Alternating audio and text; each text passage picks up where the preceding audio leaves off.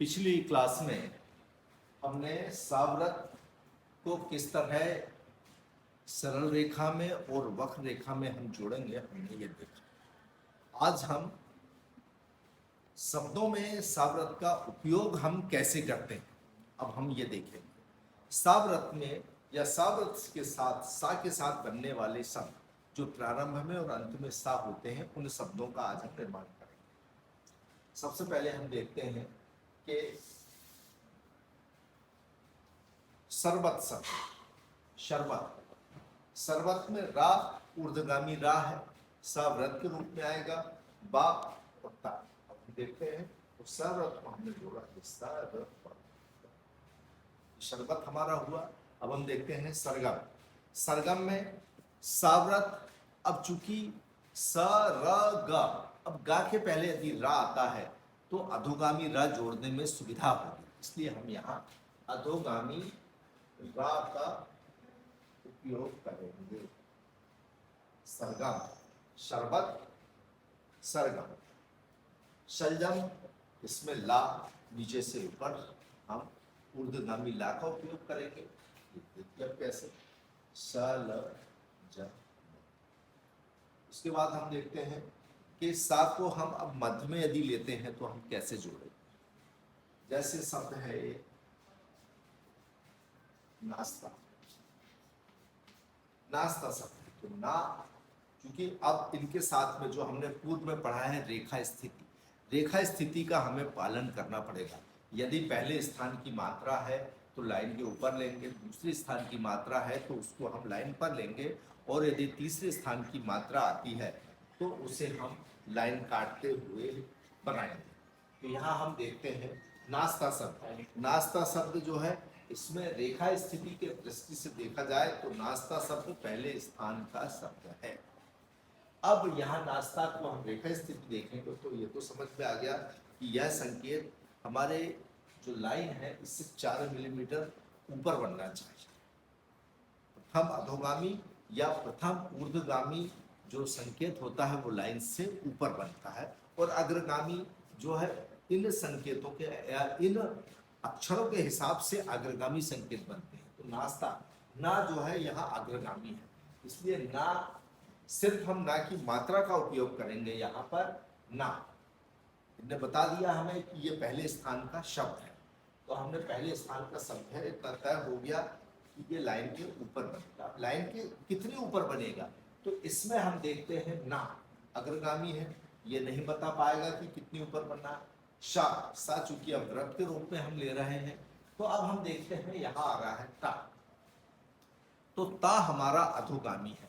तो प्रथम अधोगामी या प्रथम ऊर्ध्वगामी जो संकेत हमारा होता है वह 4 मिलीमीटर ऊपर होता है। तो हम ये मानते हैं कि यदि हम 4 मिलीमीटर ता को ऊपर बनाते हैं तो स्वाभाविक है कि ना और सावरत इसके ऊपर बनेंगे।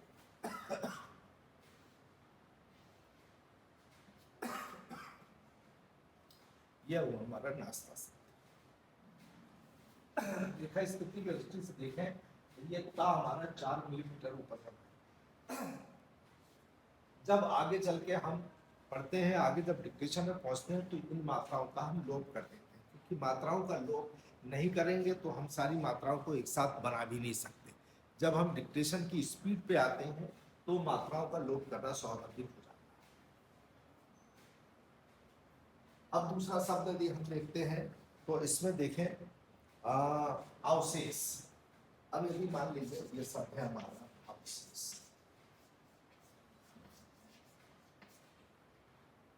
यहां हम देखते हैं आ, पहले स्थान का ये शब्द है, लाइन के ऊपर बनेगा।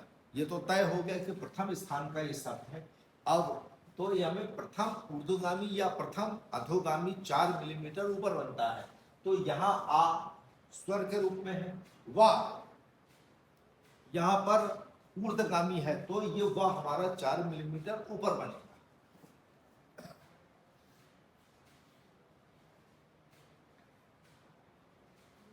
अंत में सा के लिए ले लिया हमने एक साथ। अभी हम दोनों सारत को नहीं जोड़ेंगे, आगे नियम है इसका, आगे जब हम पढ़ेंगे तो आगे हम इसका उपयोग करेंगे। चौकस, चौकस, चौकस। अब यहां पर हमने शब्दों का निर्माण किया। सरबत, सरगम, सलजम, नाश्ता, अवशेष, चौदस, चौकस।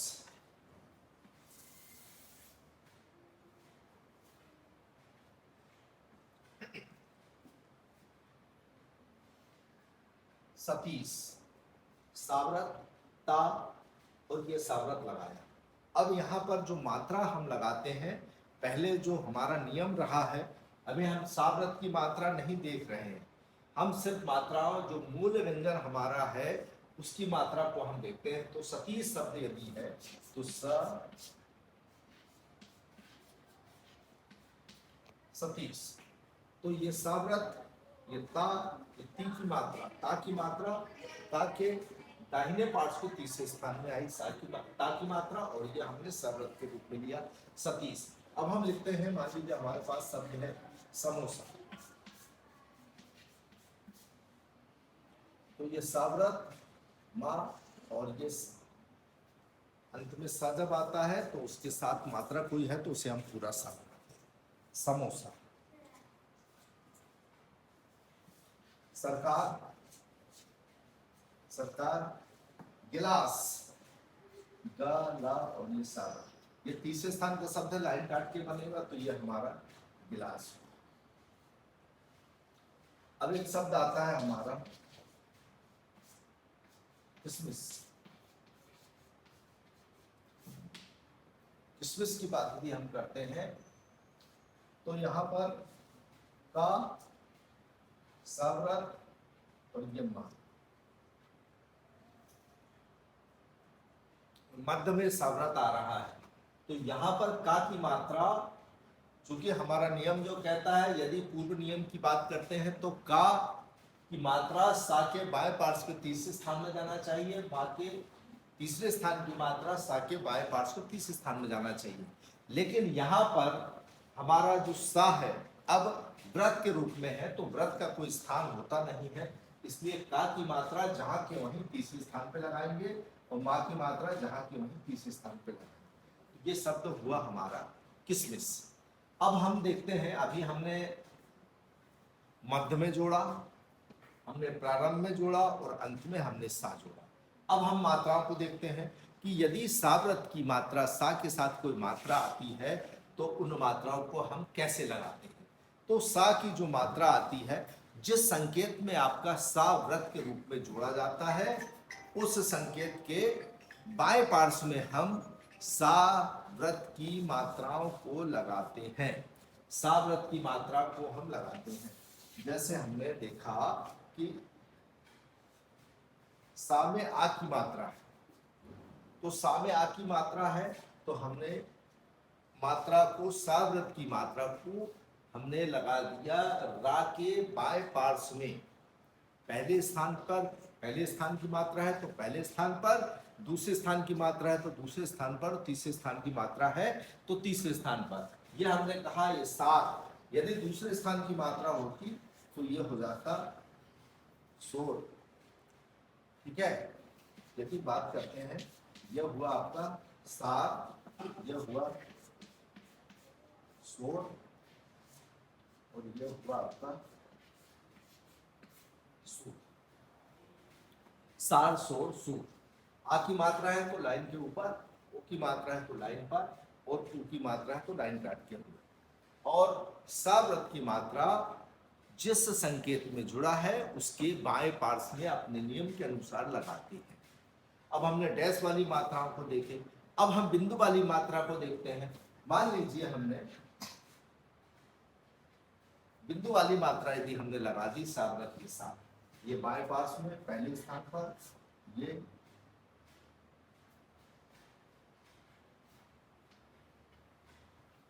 यदि हम देखते हैं यहाँ पर, तो यदि हम हल्के बिंदु की बात करते हैं, हल्के बिंदु में हमने पहले स्थान पे लगाया तो ये हो जाएगा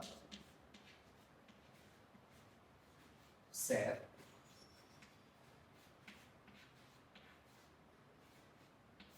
सौ,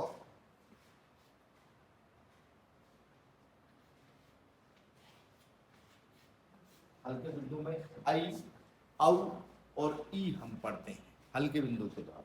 तो हमने ये सैर बनाया, सौर बनाया और ये सिर बनाया। डैश वाली मात्राओं को हम या बिंदु वाली मात्राओं को हम बाएं पार्श्व में सावृत जिस संकेत में जुड़ा हुआ है उसके बाएं पार्श्व में हम सावृत की मात्रा लगाते हैं।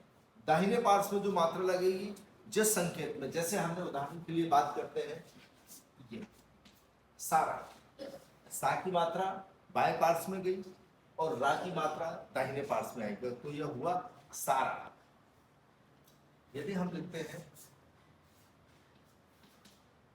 तो यह हुआ साधारण, सा की मात्रा बाएं पार्श्व में, धा की मात्रा दाहिने पार्श्व में।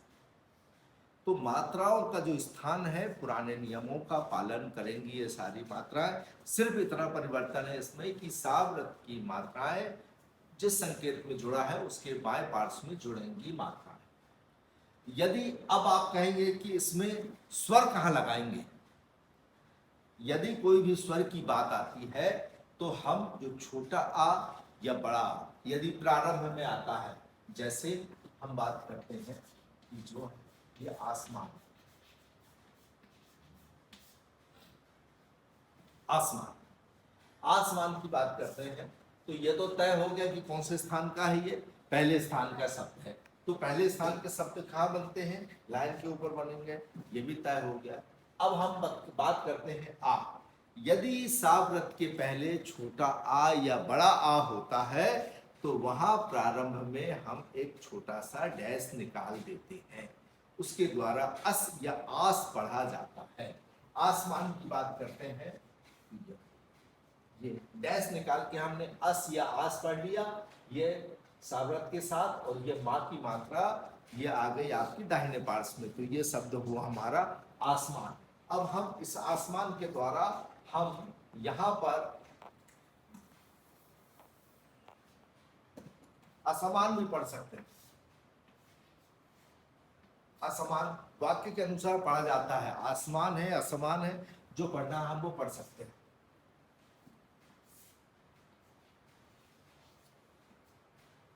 यह पढ़ा जाएगा, अस डैश निकल गया तो अस या आस दोनों पढ़ा जा सकता। तो यह हुआ हमारा असफल।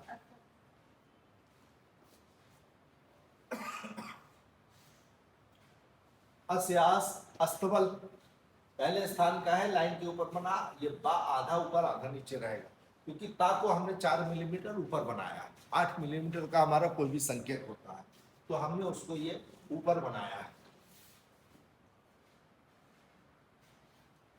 अस्पष्ट, अस्पष्ट हुआ, हमने डैश निकाला।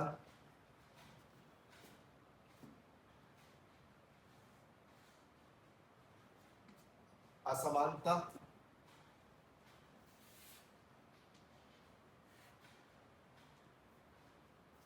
अशोक, आपका डैश निकला, सावरत उत्ता, अशोक।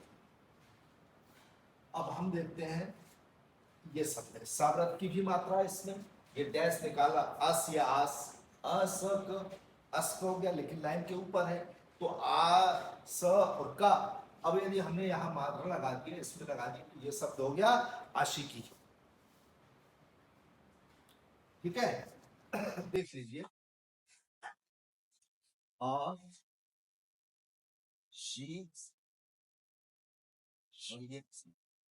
आशिकी। प्रारंभ में यदि हम डैश निकालते हैं तो अस या आस पढ़ते हैं, और इसी तरह से यदि अंत में, प्रारंभ में हमने अस और आस पढ़ा, यदि हम अंत में डैश निकालते हैं तो उसके द्वारा हमारा सी या सी पढ़ा जाएगा। देखिए कैसे, हमने रा में लगाया है तो यह हम पढ़ेंगे, पहले स्थान का लाइन के ऊपर बढ़ेगा, ये तो तय है, पुराने नियमों के अनुसार उनका अध्ययन करना जरूरी होगा। ये हो गया राशि, राशि। ठीक है, यदि हमने दा में लगा दिया ये, तो लाइन काट के बना दिया, ये बना दिया, तो ये हो गया आपका उदासी। सावरत में यदि अंत में डैश निकाला तो उससे सी, छोटी सी या बड़ी सी पढ़ा जाएगा। और यदि प्रारंभ में हमने निकाला तो उसके द्वारा अस या आस पढ़ा जाएगा। ठीक है, नवासी, नवासी। ठीक है, यदि हम कर 89 ना या और सा, 79, 79, तो यह हुआ हमारा साव्रत। साव्रत की मात्राओं का हम बारीकी से हमें अध्ययन करना होगा। साव्रत की मात्रा जो है आपके बाएं पार्श्व में लगेंगी, साव्रत की मात्रा। और जो मूल व्यंजन है रा की मात्रा दाहिने पार्श्व में लगेगी। और यदि छोटा आ या बड़ा आ का स्वर आता है यदि साव्रत के साथ प्रारंभ में, तो डैश निकलेगा अंत में। और अंत में यदि सा के साथ छोटी या बड़ी की मात्रा आती है तो अंत में डैश निकलेगा। इनके अलावा यदि कोई भी मात्रा सा के साथ यदि अंत में आती है या प्रारंभ में कोई स्वर होता है तो वहां पर हम पूरा सा बनाएंगे। जैसे हमने बात किया कि पैसा, यदि हमारे पास पैसा, तो ये पैसा, यहां आपका ये पूरा सा बना पैसा। वैसा यदि लिखना है हमें तो हमने ये कहा वाह और ये सा, वैसा। ठीक है, यदि यह हुआ, अब हमारा मान लीजिए ईश्वर, तो ई आ रहा है, यहाँ सा है, तो यहाँ साव्रत का उपयोग नहीं होगा। प्रारंभ में यदि साव्रत के पूर्व में कोई भी स्वर आता हो, अस, छोटा आ या बड़ा आ को छोड़कर, तो वहां स्वर को हम पूरा बनाएंगे। ईश्वर यदि आपको लिखना है तो ये ईश्वर आपको पूरा बनाना पड़ेगा। इस्तेमाल यदि आपको लिखना है तो ये सा, ता, मा और ये ला, इस्तेमाल।